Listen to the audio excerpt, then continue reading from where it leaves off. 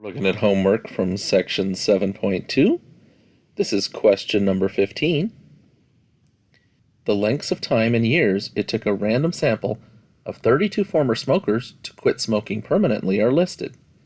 Assume the population standard deviation is 5.5 years. At alpha equals 0.02, is there enough evidence to reject the claim that the mean time it takes smokers to quit smoking permanently is 14 years? Complete parts A through E. So we have 32 values given to us in an array. The first thing we should do, because we'll need it for our formula, is to find our sample mean x bar. To do that, I'm going to add up each column of values. The first column adds up to 72.9. Second column, 48.5. Third column, 61.8. Fourth column, 74.6. Fifth column, 52.2. Sixth column, 47.8. Seventh column, 61.9. And the last column is 68.7. If we add all these values together, then we get 488.4. That's the first part to find the mean. Remember, the formula for the mean says to find x bar, you're going to add up all the individual data entries and divide by how many entries you have. So we just added them all up and got 488.4, and we had 32 entries. So the average here is 15.2625. Don't round that answer. We need to use the whole thing as we proceed through the problem. So part A says, identify the claim and state the null hypothesis and alternative hypothesis. So we'll look for some key words. I see the word mean is 14. So the claim here is that mu equals 14. That has a statement of equality in it, so that makes that an H naught. The complementary hypothesis to a hypothesis with an equal sign would be a hypothesis with a not equal to sign. So the other claim will be mu not equal to 14, which will be our HA. It's a good time to determine what type of test we'll be doing, and that decision is always made by looking at HA. Since HA has a not equal to sign, this is going to be a two-tailed test. Part B. Identify the standardized test statistic. So that means we're looking for our z-score.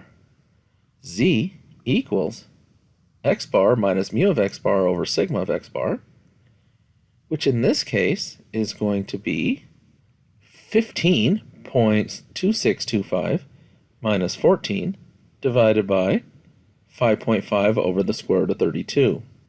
When we use our calculator to compute that value, we get 1.29850518 rounded to 2 decimals is 1.30. So that's the z-score we'll use throughout the rest of the problem. Let's go ahead and move that up. Part C. Find the p-value. So to find the p-value, we start with the z-score, which we just said was 1.30. We'll need to go to the standard normal distribution table, so here's a cutout of the part we'll need. This is a two-tailed test, so this z-score is positive. That means this is the z-score on the right side of this graph.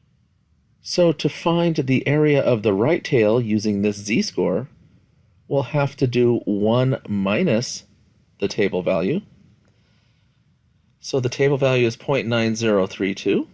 The right tail area will be 1 minus 0.9032, which is 0.0968. That's the area in the right tail. But this is a two-tailed test.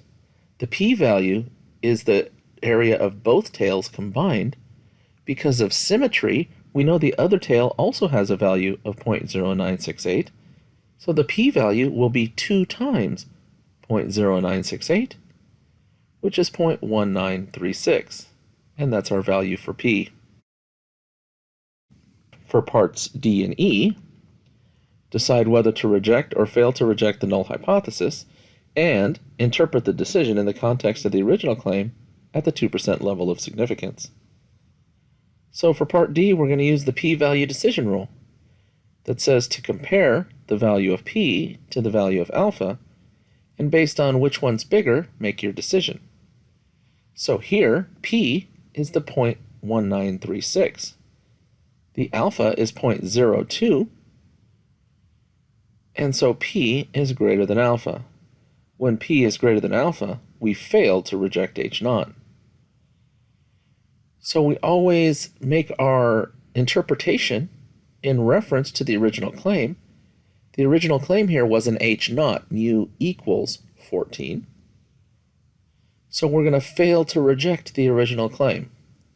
So our interpretation is that at the 2% significance level, there is not sufficient evidence to reject the claim that the mean time it takes smokers to quit smoking permanently is 14 years.